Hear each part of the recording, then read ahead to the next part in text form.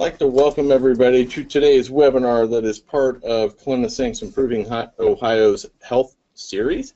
Today's webinar is titled Ross County Working Together to Meet the Population Health Goals. It's not a project, but a partnership. Just want to remind everybody that November is American Diabetes Month. Take this opportunity to educate your patients in the last few days of this month as we get ready for December. With that, I'm going to turn it over to Miss Kathy Costello. Thanks, Scott. Welcome, everyone. We're glad you could join us. As you know from our Improving Ohio's Health series, we look at various ways that Ohio's providers can make use of tools available to assist their patients. So today we're going to take a new look at issues that have come about as a result of changes in the healthcare models. It's really a new issue emerging due to the new payment models created at both the federal and the state level. And actually private payers are participating many times in these new payment models.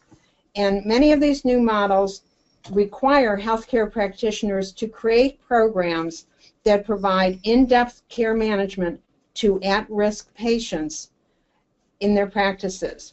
Whether these patients are pre-diabetic, hypertensive, or have other chronic conditions that put them at risk, practices need to consider how to provide more personalized, community-based care. At the same time, local health departments are looking to see how they can develop new approaches for providing care in the community. How these two areas intersect, care management to groups of patients seen by their practitioners and the programs that support population health, including public health programs, is what our panel will be discussing today. And as Dr. Hill, who's a panelist, has reminded all of us, we need always to have as our primary goal the aim of engaging the patient more closely in his or her own health care. So just to give you a little background about why this panel was set up the way that it was, for our discussion, we selected Ross County in Southern Ohio to do an in-depth look at their healthcare delivery and public health programs. Ross County was selected because Adena Health System, which provides over 90% of the care in the county, is engaged in the three biggest alternative payment models created by the federal and state governments. Medicare Shared Savings, a model that covers both the hospital and all of Adena's providers, whether they're primary care or specialists. CPC Plus is the second one, and that is a primary care medical home model that affects the primary care practitioners. And the third big program that they are involved in is the Ohio Medicaid CPC. This is also a Medicaid or medical home model, but it is geared strictly to the Medicaid population. In addition, Ross County's Health District has an in-depth array of programs to support the public health of its citizens. We will be looking at how Adena and Ross County Health District are rethinking their roles in providing care to their population.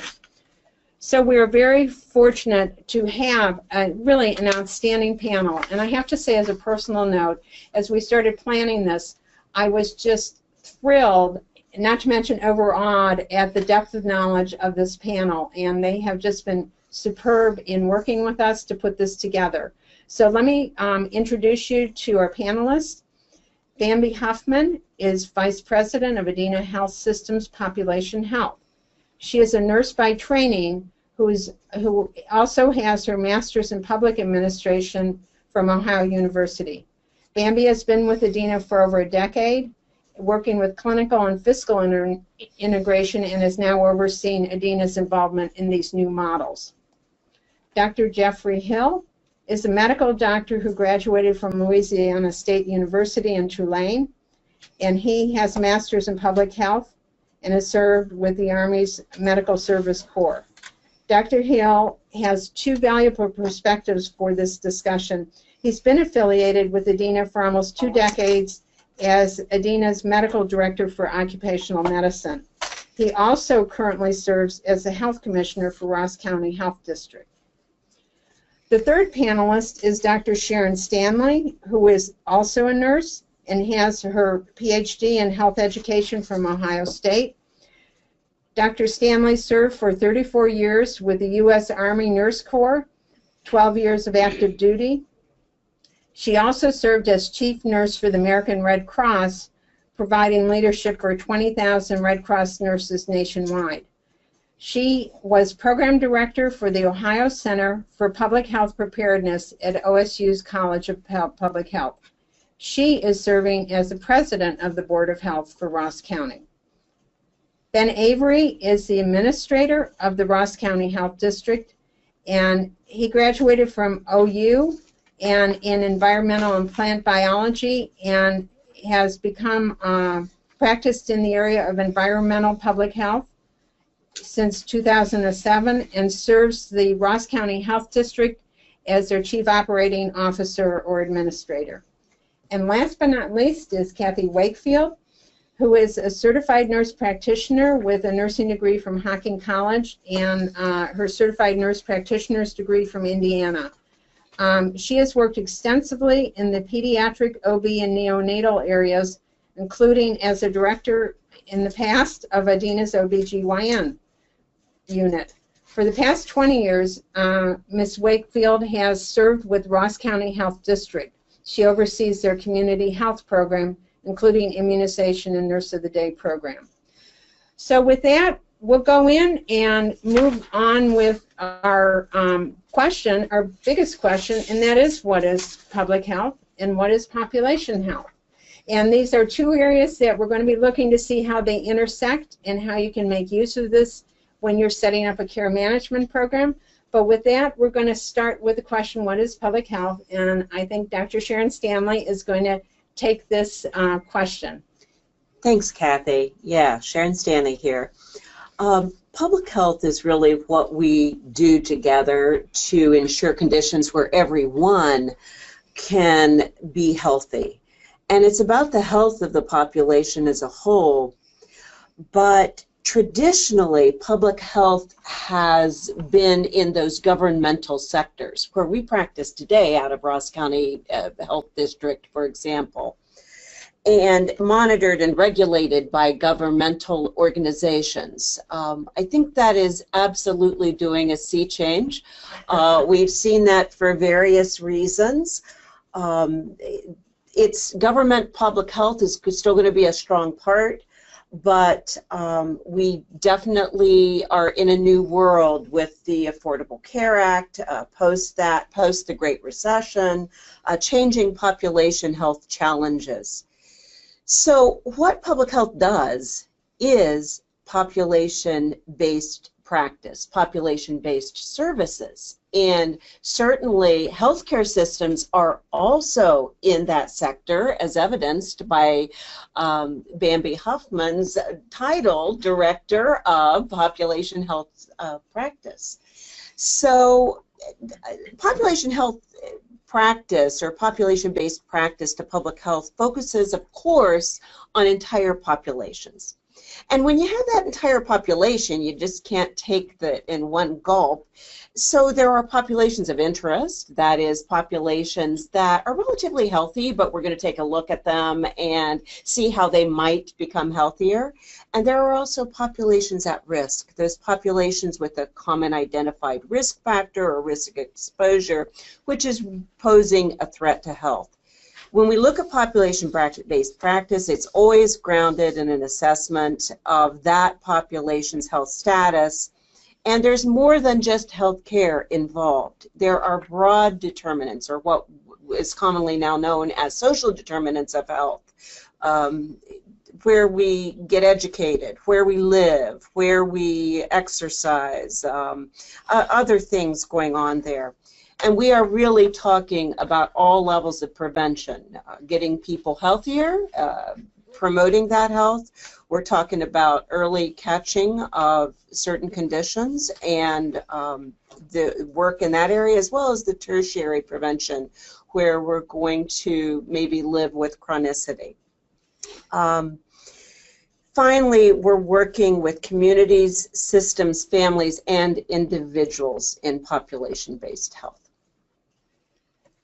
And back up just a second so that Ben can talk. One more. There you go. So Ben can talk about the structure of public health in Ohio, because I think he has a very good perspective on that particular issue. Thanks, Kathy. This is Ben. In Ohio, we are working together to promote public health for all of Ohioans. So the structure of public health in Ohio is comprised at the state level of the Ohio Department of Health, and they provide technical support, laboratory services, and other critical services to aid local health departments.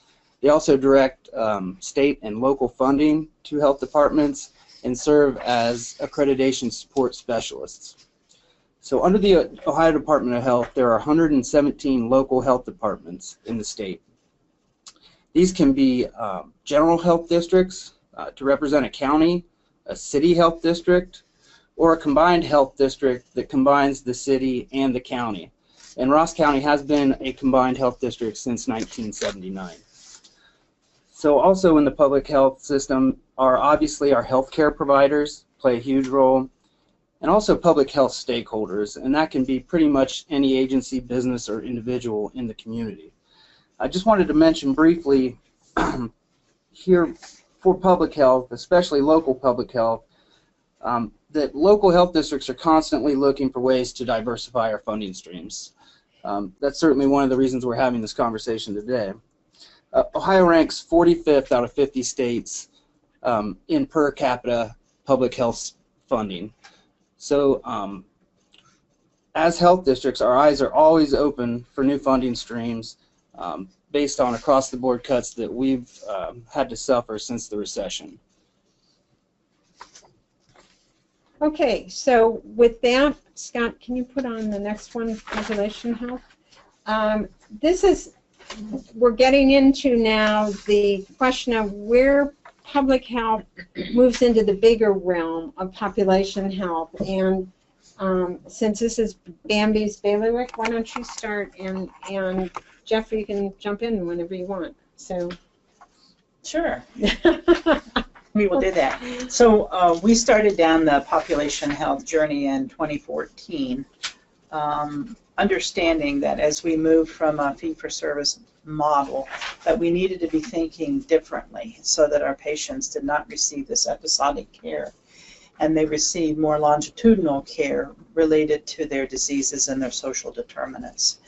So you'll hear later in the presentation about the data and how the data becomes very important in population health as we mine that data and we use our systems to uncover what those issues are that we have with our patients.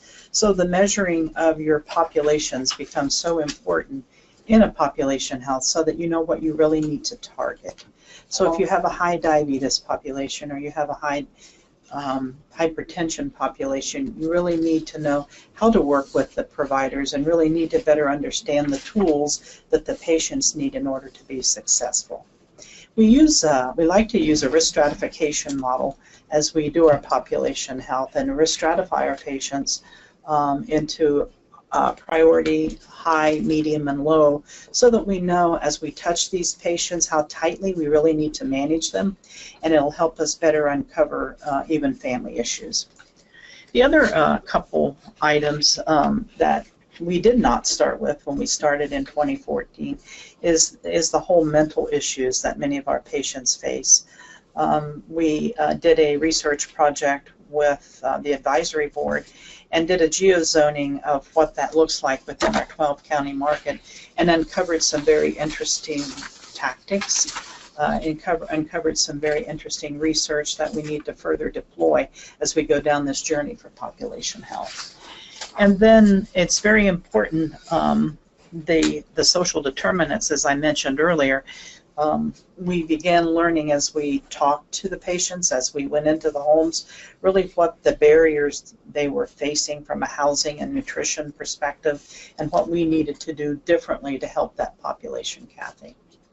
Dr. Hill? And I think that what is clearly indicated on the slide is what most providers experience on a daily basis, and that it's just not the physician-patient interaction that results in improvement in healthcare. It's a multifactorial interaction, and without having all of the, quote, pieces, unquote, in place, it can be almost impossible to impact even one patient in a positive direction, depending on their social issues that have a deleterious impact on treatment into our compliance.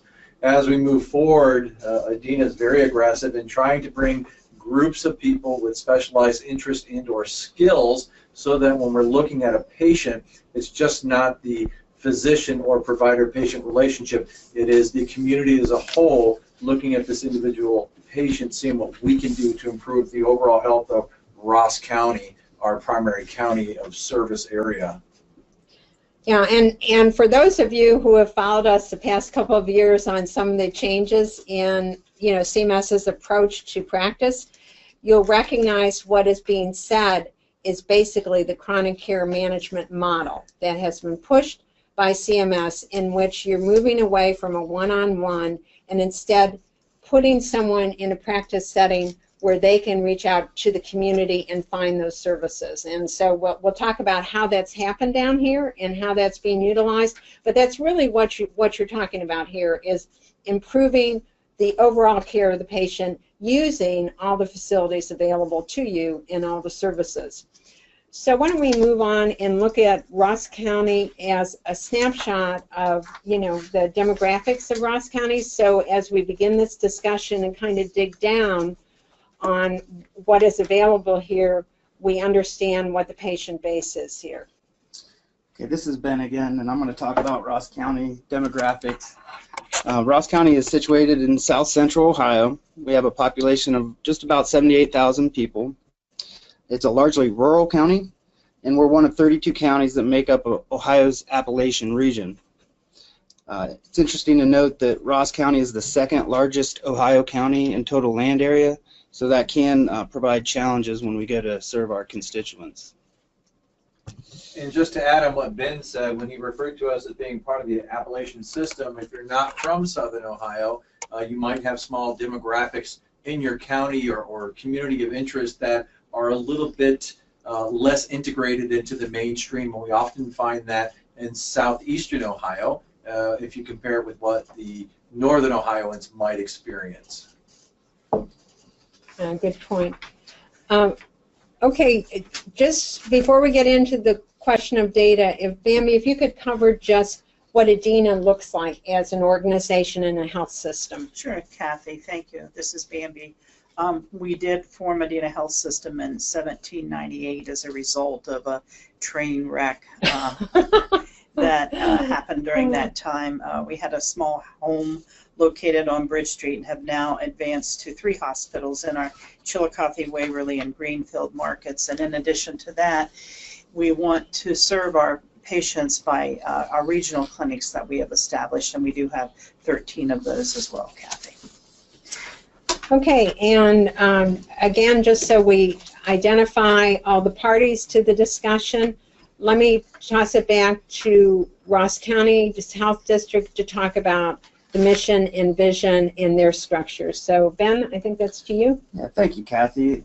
I did want to include this slide because the Ross County Health District has intentionally included partnerships and collaborations in our revised mission and vision statements. We did this mainly because this has become a strategic priority for the health district as we go forward over the next 3 to 5 years. So I wanted to include that and also point out our declared values of respect and empathy go a long way for us when we are trying to address those social determinants of health. Okay. Some of the traditional services that are provided by the Ross County Health District are vital statistics, environmental health, WIC, which is our Women, Infants, and Children's Program, emergency planning, communicable disease control, and community health. And all of those major areas are foundational services of public health, and I will let Sharon Stanley speak about that as we move forward. But I wanted to hand over the community health aspect of our operations to Kathy Wakefield so she can describe a little bit about what we're doing in our Community Health Services Division. Thank you, Dan. The Ross County Health District Community Health Services does provide traditional programs, and we provide some non-traditional programs. We are the TB control unit for the county, and we provide assessment and treatment for latent and active TB. With that program, we do contact tracing of active cases, and we also do direct observed therapy in the home. We have the Bureau of Children and Medical Handicaps. That is a program that's provided through the Ohio Department of Health, and they have a public health nurse that does case management of these children. It's a program that's for children 0 to 18 years of age that are born with a congenital problem or issue. And the public health nurse coordinates care, and like I said, she case manages. She helps the families with the paperwork for the BCMH program. She also provides helping family get equipment and supplies. And basically, she acts like a public health nurse, whereas she goes into the home, she assesses, and she will hook this family up with other services that they may need. So it's just not the BCMH. She's looking at the whole family, the whole household. Along with our infectious disease things that we do, we also evaluate all the animal bites and do referral for treatment and rabies prophylaxis. We provide environmental assessment, education, case management for children with elevated blood lead levels. We provide education referrals for parents of infants who die of SIDS. We do case management for perinatal hepatitis B for babies that are born to mothers that are infected with hepatitis B. We have a nurse of day clinic that we provide adult and childhood immunizations for. We also provide vaccines for children, which is a program through the Ohio Department of Health, and that is for children 0 through 18 years of age who are on Medicaid or do not have a payer source, so those vaccines are greatly reduced. We provide support and education for the school nurses here in Ross County. And we are also the DAWN program for Ross County. And for those of you who don't know what DAWN stands for, it means deaths avoided with naloxone. Here in Ross County, we have an opiate epidemic going on right now, and the health department has been very involved with that. We store and inventory and distribute Narcan to area law enforcement for opiate overdoses. We also provide training to members of the community on identifying overdoses and administering Narcan in emergency care. And we also provide Narcan for those individuals that we have trained that cannot afford it. We also have a grant. It's through the Maternal Child Health Grant. That's through the Ohio Department of Health. It promotes breastfeeding support for mothers in Ross County. And also we provide free cribs to families that can't afford a crib for their baby. And along with that, they get safe sleep education. We have another grant that's the Injury Prevention Grant. Again, another Ohio Department of Health grant that is provides education on prescriptive drug overdose prevention for area health physicians and providers. And also, this public health nurse that works in this grant plays a very important part in data collection on overdoses and overdose deaths, and sits on the coalition to fight the opiate epidemic in our county. She's very, very active in anything has to do with the opiate epidemic. Wow, sounds like you all are quite busy. What a resource. You know, in the past, we have worked very closely with Adena, and a very close working relationship. They provide a lot of referrals for our WIC program. We work together on several tabletop exercises with preparedness, emergency preparedness, and also without Adena, we could not do our communicable disease investigations. They are vital and very helpful with that.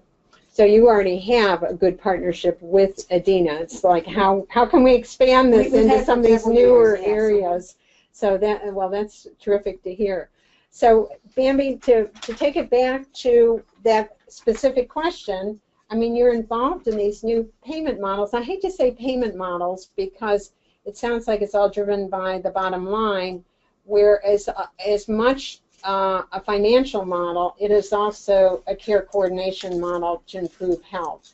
So do you want to talk about the 3 programs, and then we'll get into that question of data, because that drives what the health department does and certainly what you do. And so I think it'd be good if everyone understood how that data comes to you. So you know, Kathy, as you heard Kathy just explain, why wouldn't we want to be partners? They have a depth of knowledge, they have a depth of resources that are just so important for not only Adena Health System, but for these 3 programs that we're currently managing. I think Kathy alluded to some of this in the very beginning, the Medicare Shared Savings Program, where we have 9,000 Medicare lives that we're providing care management services for, tightly managing those. We're proud to say that we received a quality score of 94.6. We received a savings for our taxpayers of $9.4 million, with a gross coming back to Adena Health System of $4.4 million. So the past 2 years, we've been able to see a spend reduction of $15 million for our taxpayers. We're most proud that we've been able to accomplish that with our providers. And just to interrupt her, even though I know that Bambi didn't want me to, but just to toot our own horn here at Adena, we actually did better than the Cleveland Clinic. Yes. And they are, of course, very well known throughout the entire world. Yes. And our success rate in population health is really driven by people like Bambi, who are taking the forefront of this and taking responsibility and making sure providers and ancillary people understand the importance of policing up these at-need or at-risk individuals that are under Medicare and Medicaid. So yeah, and it's very important, and that just had to be said. Yeah, thank you, Dr. Hill. I'm glad you said it, because I was going to piggyback on that. But that is part of why we are down here at Ross County, because the people of Ross County and the providers of Ross County have really taken the changes in healthcare in stride. And although I don't think anyone has all the answers, they are so forward-looking. And the whole question of improving care management has been a driver for the past several years. I mean, really, for at least almost 4 years now. And I think every time I talk to Bambi, she's talking about new care management people that are being added to provide new services. But let's not get ahead of ourselves. Okay, Why don't you talk a little bit about the number of patients that you are managing, and then we'll look at where your data is actually coming from. Sure. Well, for us on slide 16, it talks about Medicare shared savings. So right now we're about 9,000, and for CPC Plus, the same 9,000. Our Medicaid has a loftier number there, 13.8, and we have been meeting with our payers just the past 2 weeks to talk about what that care management transition looks like. So you can see the number of lives that we'll be tightly managing as we progress population health. Can you just explain to the folks who are listening to the webinar, are there any common patients in these groups? Now, I assume that the 2 Medicare programs are pretty much the same attributed lives. So those would be the same patients that you're responsible for, just different models. But the Medicaid, are any of those also Medicare providers? Do they show up on your other list too? We do have some duals within the population. It's only about 2.5 or 3%, so it's much lower. Okay. And how about if you explain how you get your data on these patients, how you determine who's at risk, and before we get into care management of them? Well, we believe this is the foundation of our success. The data, the analytics, the warehouse that all of our data sits within. Because all of our data is fed into a data warehouse, and we extrapolate that data on a monthly basis for our care management. So we're able to pull off on a monthly basis our patients that we need to tightly manage, sitting again in that pyramid that I talked about earlier, that priority and high risk, Kathy. Then for the spend component, that is also within the data warehouse. So we're able to pick up ED utilization, frequent flyers, so that again our nurse navigation team, which has been centralized by region, can target, have a relationship with these patients and providers so that we can better understand why we have frequent flyers in the emergency room, or why we have a perpetual turn of inpatient admissions. something the patient may be missing, they need, the family needs. We work through that through the data warehouse.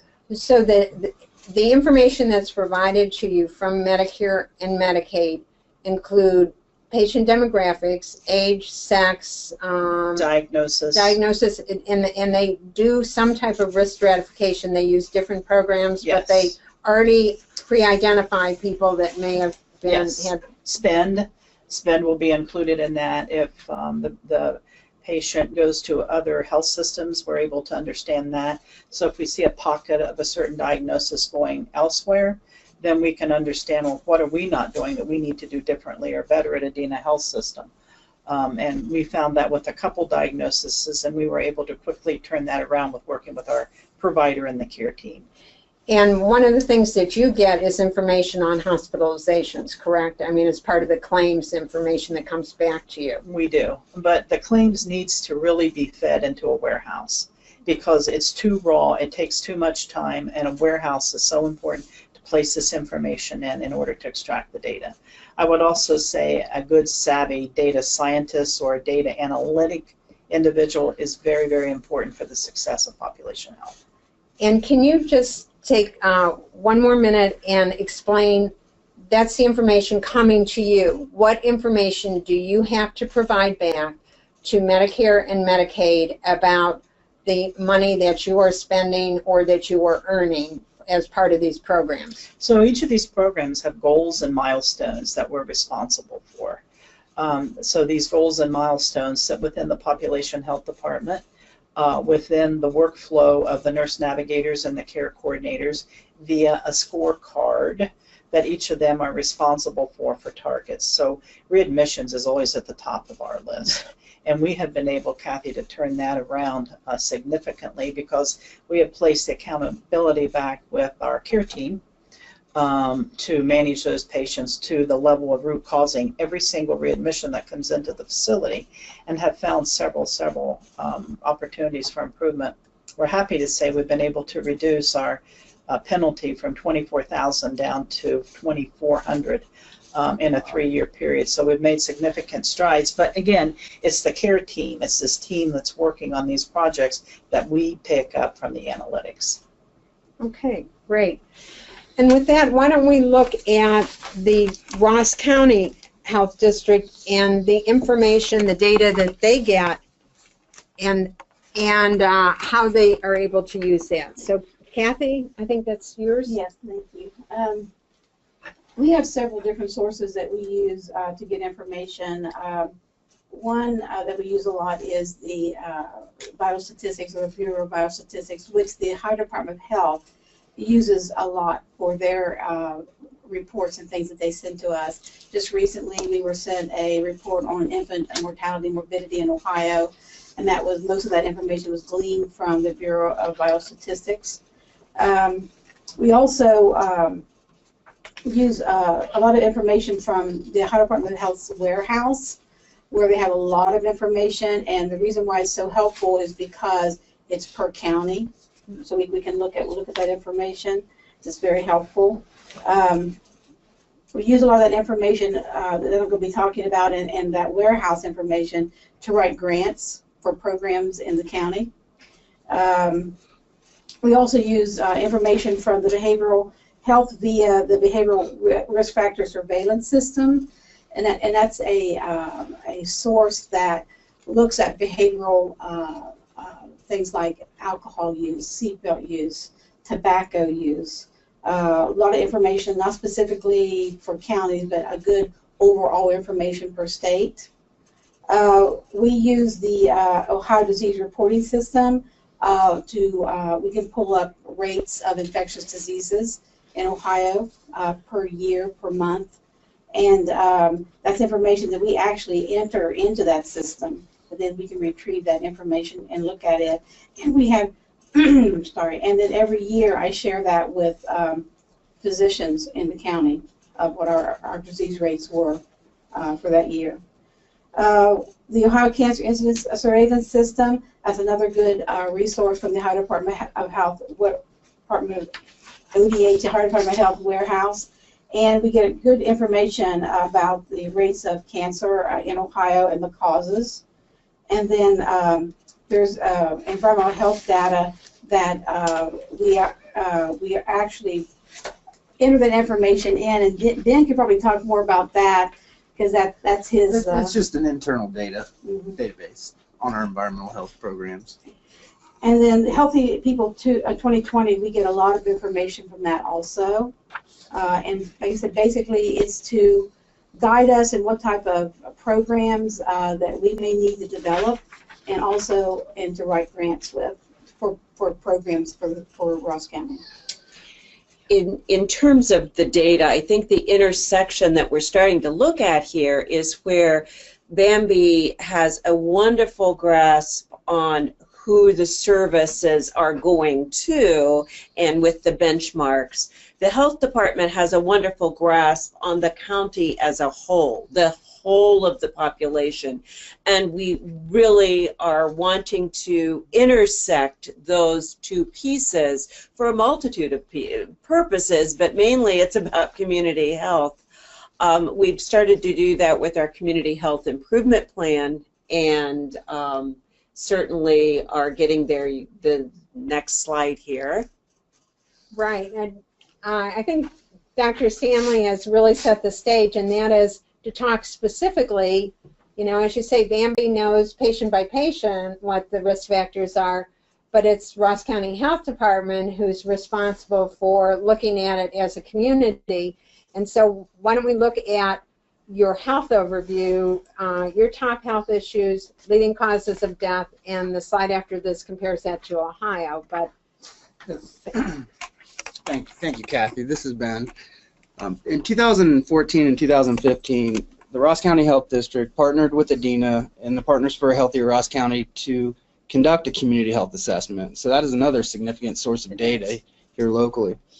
And then we also created a community health improvement plan. And out of that effort, we identified the top health issues in Ross County being addiction, obesity and diabetes, depression and anxiety, lung diseases and respiratory issues, and infant mortality. Our leading causes of death are heart disease, cancer, and unintentional injury. A lot of the unintentional injury is represented by drug overdoses.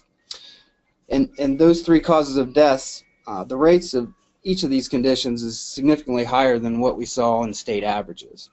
Other leading causes of death were pulmonary respiratory disease and stroke. And as we compare these top health issues and these leading causes of death to what we're seeing across the state, there is a little bit of variability in our top health issues, but the leading causes of death are very much mirrored in the state of Ohio. And it sounded like from what Kathy was talking about earlier, you've really taken the whole question of addiction management to, you know, really drill down on that as an area. And I know Bambi's approach in moving towards behavioral health needs is something that'll be looked at. But okay, Bambi, why don't we move into the question of care management? And you've alluded to it a couple of times, and I know it's really the backbone of what you do that's successful.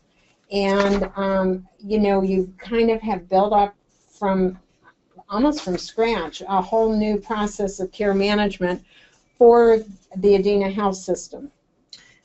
Thank you, Kathy. So we believe this journey begins with a patient-centered medical home level 3 certification.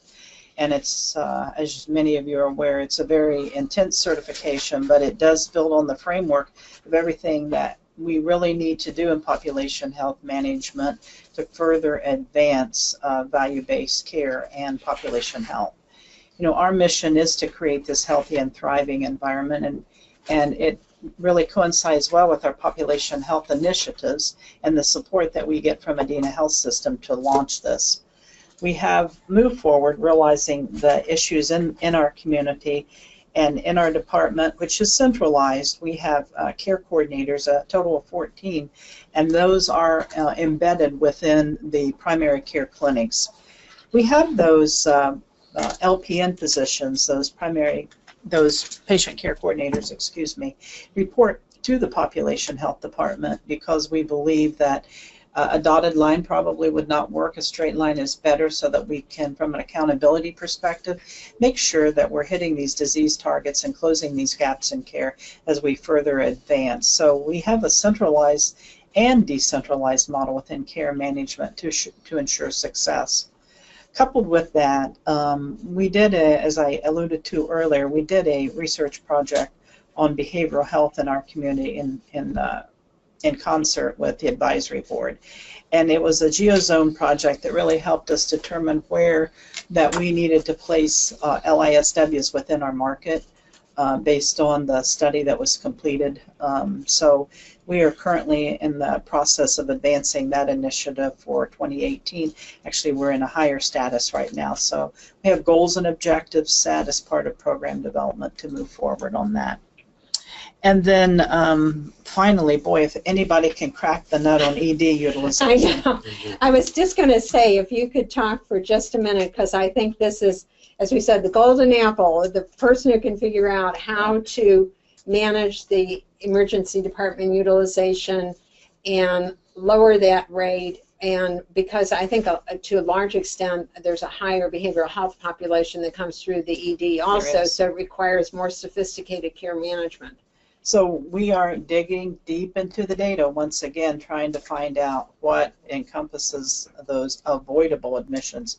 We're finding many avoidable admissions coming through the ED. At this point in time, we're taking a look at what those top diagnoses are, because one of the initiatives that we're interested in is protocolizing these avoidable admissions so that we can be more forward-thinking with our nurse navigators or our care team model.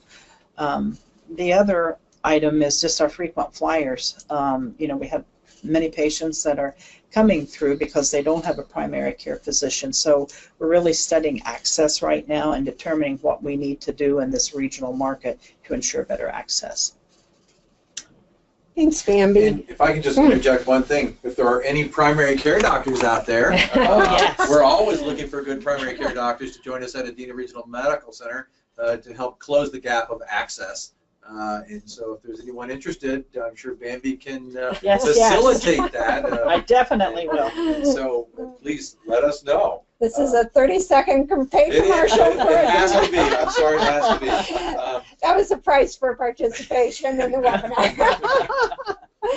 But anyway, well, you know, I think we've been so taken, Scott and I have worked with you a number of years to see this whole care management approach change and see it become more sophisticated.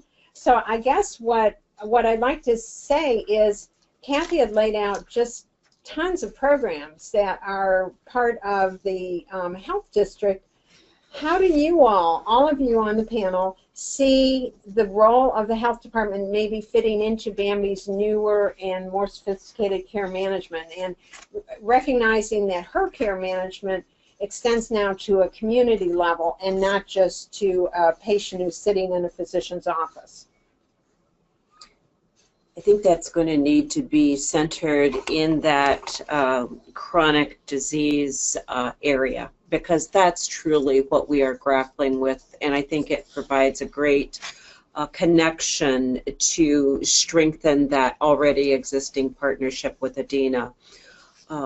Looking at the hypertension, the diabetes, the obesity, the asthma, but not just in an isolated program way. It's not that the health department of the future is not a health department that does an assessment and slaps on a program from grant dollars and says, so be it. The health department of the future is going to have lasting partnerships in the community, and moving forward in a very visible way to the point of aligned work with the population health area of Adena.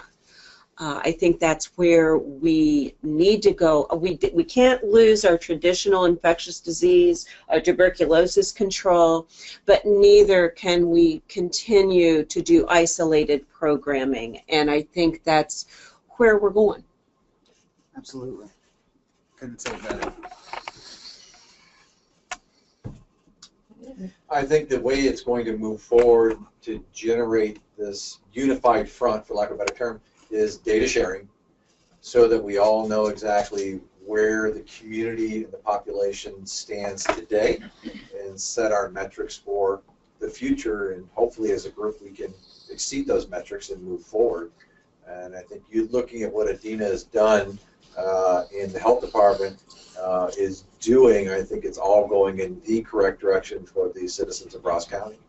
You know, it'll be interesting to see, Dr. Hill, and within the next year or two, since we know the state and the federal statistics are a little bit slower to reach the ground, but to look at what Adena's accomplished in the past 4 years in creating a rather sophisticated care management program, and look over the next few years as to how that is affecting Ross County statistics in some of these chronic care areas, because I would hope that we'd see some type of shifting in your coronary artery disease, congestive heart failure, you know, diabetes, as a result of what Adena is doing, but also as a result of what you all are doing in rethinking your role. And that's very true, but a lot of those diseases are going to take more than a few years to show a significant impact. Sure, we can monitor hemoglobin A1Cs every 3 months and say, yes, they're decreasing as a population, great.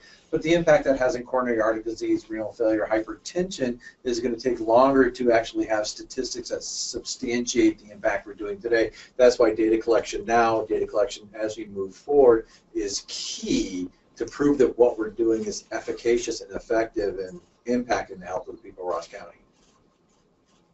Okay. Well, as we wrap this up, why don't we ask you all panelists one last question, and that is, what would patient care look like? So, one more. There you go.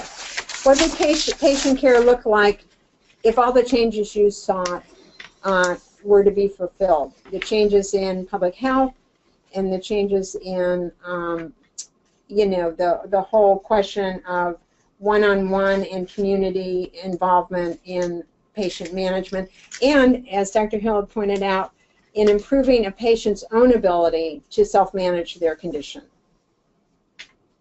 So Bambi, why don't you start? Boy, that's a good one. I would love to be able to adhere to the vision for the health system, and that is to create and maintain a healthy and thriving environment. So towards that, we definitely need to have easy access for the patient via telemedicine, virtual strategy, different locations, different regional sites. The access becomes very important. And then I think the data and analytics and having that single platform, not only for data and analytics, but for documentation, becomes very important, not only for the care team, but also for the community. For me, it's a unified system. We all have the same goal, but a different perspective. One is individual, i.e. improvement in an individual's health status, functional status, and then the Board of Health is looking at the community, again, looking at those same variables. If we affect one, we will affect all. And so even though they appear to be separate and apart, working together on a one-by-one basis, we will impact the residents of Ross County, giving them the ability to self-manage, to participate in their care, to be engaged in their care, and for everyone to ensure that if there's deficits in engagement, we can approach that from a societal perspective if required, to facilitate compliance and adherence. And Kathy, one last question for you, since you're really the community health coordinator for Ross County, is do you see in the areas of prediabetes and hypertension your role changing as these new programs get going? I think so. One thing I thought you were going to ask me what I thought was what I would like to see. And kind of it all goes together. A lot of the patients that we see and we come in contact through the health department do not have a patient or have a physician, or their physician might be 2 counties over. so they don't have what I call a medical home, or what we all call a medical home. I like to see every patient who desires to have a medical home have a healthcare provider that they have established a relationship with and is helping them, manage their chronic illnesses. That's what I would like to see. And I would like to see, as we've talked about this in the last couple of days, and I've taken a look at what kind of resources we have in the county. We need more resources for people. We don't have a good tobacco cessation program.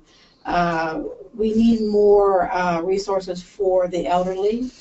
And I think, with our knowledge and with Adena working on these problems, I mean, I think we can be overcome. I think, the patient's health outcomes could be improved greatly, and I'm looking forward to going forward to see what we can do.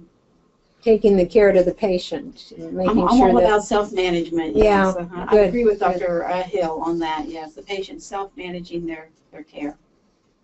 Sharon? I think that, again, looking to the future in terms of health department delivery, chronic disease, throwing in the aging population on top of that, throwing in behavioral health, which we've touched on here. Chronic disease is such a complex area. It's even more than the hospital and the health department. And the health department is truly committed to full community partnerships, whether that's transportation partnerships to get patients where they need to be, or in the schools for that primary prevention. We've got some great programming already in the schools. We can get better. We need to involve our healthcare system in that. But again, those broader social determinants of health, some people can't make the choices that they would like to make. And really that's what public health from the health department is about. I don't think it could be said any better than that. That really was excellent. Can I just let everyone know as we wrap this up that all this information is available online on YouTube, and you can also reach it through our website, CliniSync.org. And there's information on the local health departments. Ben, you are running the local health department. Do you have any comments as we wrap up on your role and the health department? Nothing really in addition to that. Just feel free to visit our website, rosscountyhealth.com, and we look forward to the partnership. Thanks. And last but not least, if you'd like to contact any of our individuals who are on the panel, they would all welcome your comments, and we will get Dr. Hill's email address on this slide also as they go out. And Scott and I are always available to answer any emails or questions. So we do have a couple of questions. One is, I'm concerned that you have a lot of faith in the patient. They are overwhelmed and confused despite our best efforts to explain in layman's terms. They go for future labs too early before medicine can take effect. They eat at McDonald's because it's easy and cheap. They don't show to appointments we make with their nutritionist. How can we continue to address these issues? That is probably the #1 area that a provider and a team can approach. Our nurse navigator system at Adena Regional Medical Center is very involved with patients that, quote, fall through the cracks, unquote, regarding management of their chronic conditions, especially since the topic of this was diabetes, hemoglobin A1C levels, etc. Without frequent interaction, indoor contact with the patients, we lose them. And that's the way old medicine used to be, and we need not to be that way again. Can you force someone to drive by McDonald's and eat someplace healthier? No. But can we at least say that they've been educated appropriately to make the most appropriate decision for them at that point in time? And diabetes is one of those conditions that it really is a patient problem once they are educated, once they understand what it means, once they understand how to treat and control it at their level. In addition, of course, our diets in the United States of America are terrible. We grew up with bad food. There's too much nutritional content. There's too much protein. There's too much fat. There's too much sugar. There's too much refined foods. That's going to take decades to change. And one of the programs we're looking at the health department is educating children to change their palates, even though they're going to be dependent on their parental units to guide them in their decision making.